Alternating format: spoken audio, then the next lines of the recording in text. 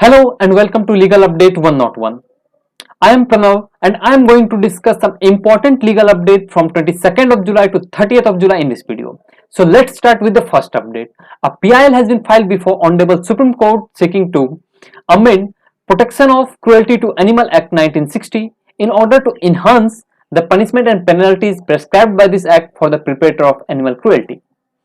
In this petition, the petitioner has contended that the basic cause behind the increase in animal cruelty is the punishment prescribed by this act. And you will be shocked to know that a mere 50 rupees penalty has been prescribed for the perpetrator of animal cruelty, which is totally inadequate and too low. In this petition, the petitioner has tried to draw the attention of court towards Supreme Court remark made in Animal Welfare Board of India versus A. Nagaraja 2014, where Division Bench observed that the punishment and penalties prescribed by this act is totally inadequate and Parliament is supposed to make proper amendment and provide an effective deterrent. In this petition, it has been prayed that Section 428 and 429 of Indian Penal Code should be made applicable to all the animal irrespective of their value. Here, it is pertinent to note that Constitution of India recognizes animal right and Article 48A of Constitution of India provides for an protection of environment and safeguarding animal and forest, whereas 51A of Constitution of India impose duty on the state to improve the natural environment, which include the forest, wildlife, river, lake, etc., and have compassion toward the living creature. It is important for us to know that the application of Article 21 is not restricted to the human life alone, but it extends to the life of animal also. Now, moving further with the next update.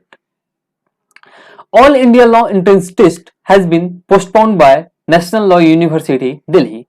Earlier, it was scheduled for August 18, but in the view of current pandemic, and on the multiple requests made by the student, it has been postponed. In its circular released on 29th of July, the university has stated that new date for the entrance examination will be notified shortly. Now moving further with the next update. Keeping the view of financial situation of parent and student, the Bar Council of India has issued a directive to all the law colleges and university to frame a flexible regulation for fees to be paid in easy installment, so that no parents and student will be burdened for the fees. Now moving further with the next update. A PIL has been filed before Delhi High Court by National Federation of Blind seeking inclusion of persons with disabilities as beneficiaries under Antyodaya Ann Yojana and Food Security Act.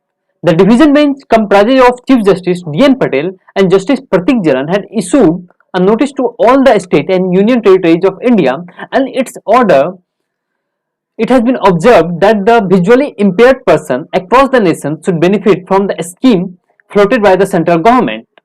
Central Information Commission of India has observed that the income tax return filed by an individual with the income tax department is not a public activity, so his information cannot be disclosed to an applicant in the absence of any larger public interest. This was observed in a case filed by a woman seeking the detail of income tax return of her husband.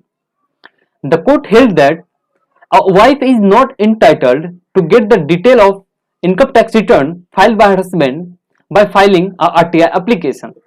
Ronnie Paul, a 74-year-old citizen of United States of America, has failed to get the extension of their visa.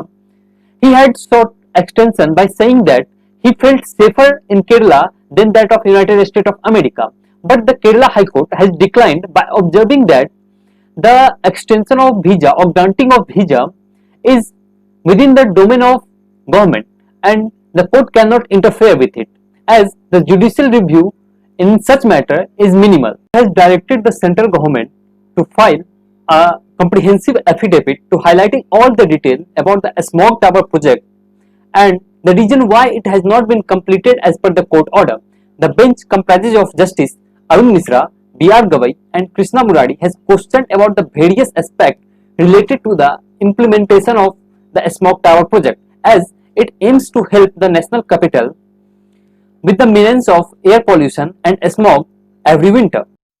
A PIL has been filed before Honorable Supreme Court of India seeking to remove the words socialist and secular from the preamble of Constitution of India.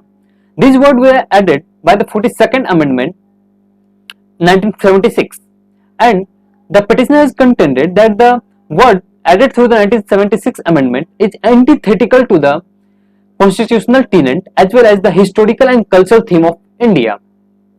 The petition filed through the advocate Vishnu Shankar Jain has also challenged the inclusion of word socialist and secular in the section 29 of People Representation Act, which make it compulsory for the political parties applying for the registration before Election Commission of India to make a specific provision in its memorandum or rules and regulation that the association or body shall bear true faith in the Constitution of India as by law established and to the principle of socialism, secularism and democracy, and would uphold the sovereignty and integrity of India. Now, I would like to thank everybody for watching this video, and I request you to please subscribe our channel and please share the video. Thanks again for watching this video.